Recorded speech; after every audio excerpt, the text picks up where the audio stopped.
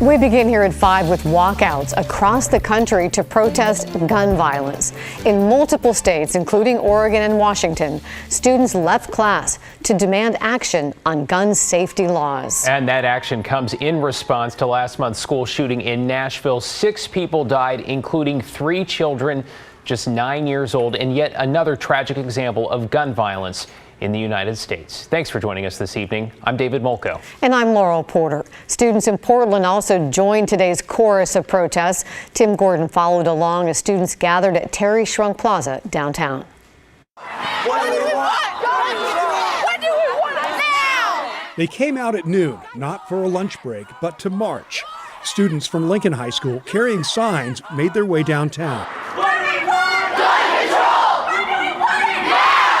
At Terry Shrunk Plaza, they joined other students, including middle schoolers from the private Northwest Academy in Portland.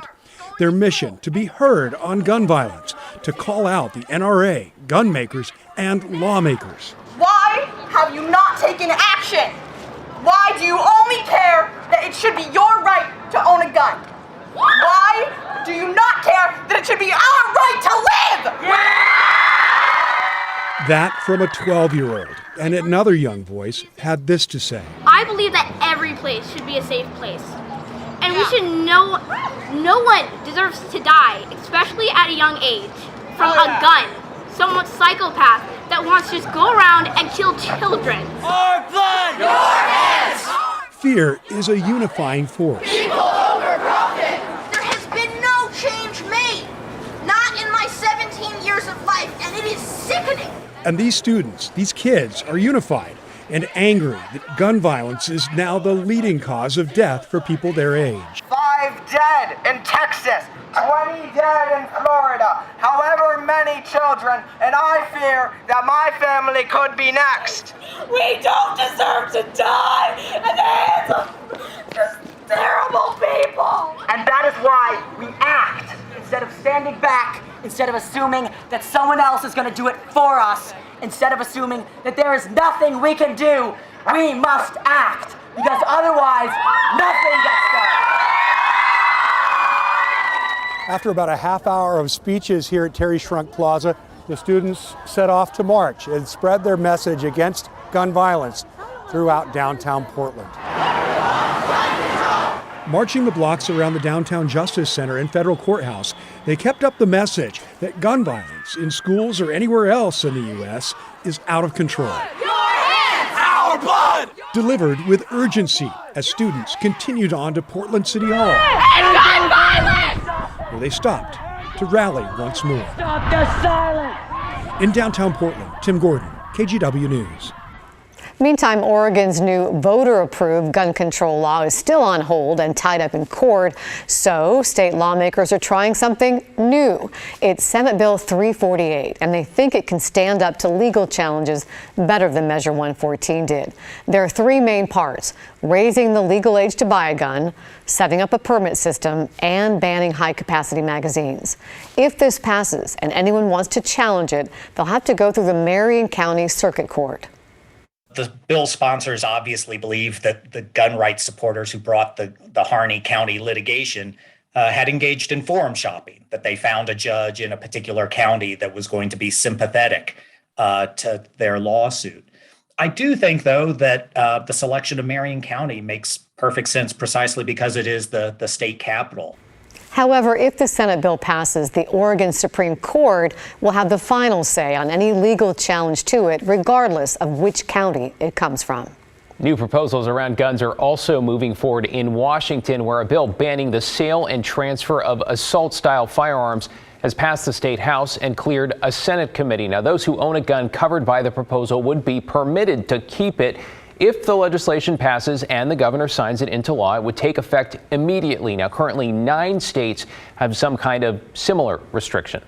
Developing this evening, a woman is in critical condition after she was trapped in a van that ended up in the Willamette River, and rescuers had to try several different tactics to get her out. Alma McCarty joins us at Willamette Park in South Portland with the details. Alma? Well, Laurel, it took emergency crews nearly 20 minutes to get her out of that van. At first, they tried to use hand tools to break the window, but when that wasn't working, they had to switch up what they were doing. They dove into the water, attached straps to the vehicle, and hauled it out of the water. Even more first responders were on the way at that time, but luckily that method, it worked. Just before 11:40 a.m., the woman was extricated from inside. Portland Fire and Rescue explaining there was likely an air pocket inside of the vehicle that helped the woman survive. She is at the hospital in critical condition. A second person, a man, was also taken to the hospital with minor injuries. Firefighters said he got himself out of that van before they got to the park. The couple had been unloading a boat into the Willamette when the van rolled down the ramp. Earlier today, KGW spoke with witnesses on scene. The husband was very upset. It took 3 EMT personnel, if I remember correctly, to walk him up the dock. He kept trying to fight his way back into the water to his wife. Again, both are in the hospital, and we will continue to update you as we learn more about their conditions. Meantime, officials reminding folks that are unloading their boats into the water to make sure you have that emergency brake on and use a wheel chock. For now, live in South Portland, Alma McCarty, KGW News. Thank you, Alma. Let's take you to Salem now, where police are searching for a man accused of arson at a local restaurant. You can see surveillance video here. It shows the man setting a shed on fire around 2 a.m. back on February 1st. This is next to La Hacienda restaurant. The fire went out on its own, authorities say, and caused minimal damage there. If you recognize the man in this video, you're asked to contact Salem Police. Now to our homeless crisis. A day center in downtown Portland meant for people living on the streets has abruptly closed after opening less than 4 months ago. It's only temporary as the staff gets more training.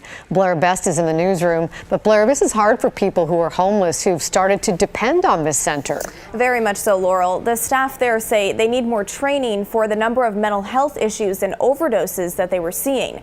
Now remember, this is all happening at the same time Portland police are responding to an alarming number of overdoses downtown. The Multnomah County's Behavioral Health Resource Center, it opened in December. It closed late last month after the nonprofit running it, the Mental Health and Addiction Association of Oregon, realized that they needed more training for things like how to administer Narcan and when to call for help. There were also problems with site security. Now, we talked with County Chair Jessica Vega-Peterson about this sudden closure.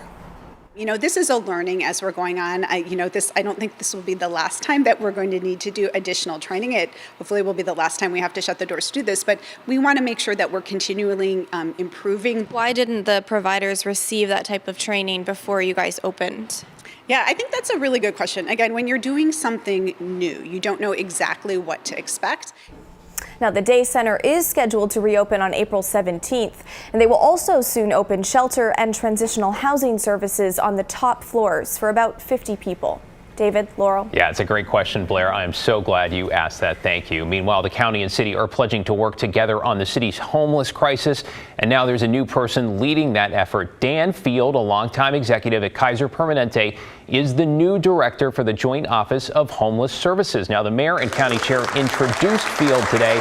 The Joint Office, which formed in 2016, is a partner program which the city relies on for funding things like the mayor's planned mass sanction camps for homeless people. In recent years, collaboration between the city and the county has been rocky, but Mayor Ted Wheeler says that relationship is now getting better. I had 12 meetings yesterday. I had at least 10 meetings on Monday.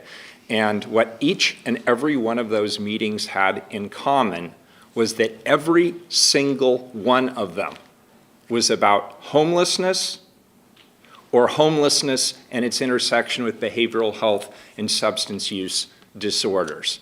That gives you some idea of how important this issue has become in terms of the future of this city.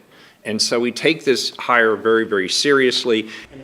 Field was chosen out of 48 candidates from across the country. He says one of his first priorities will be dealing with the city's addiction crisis.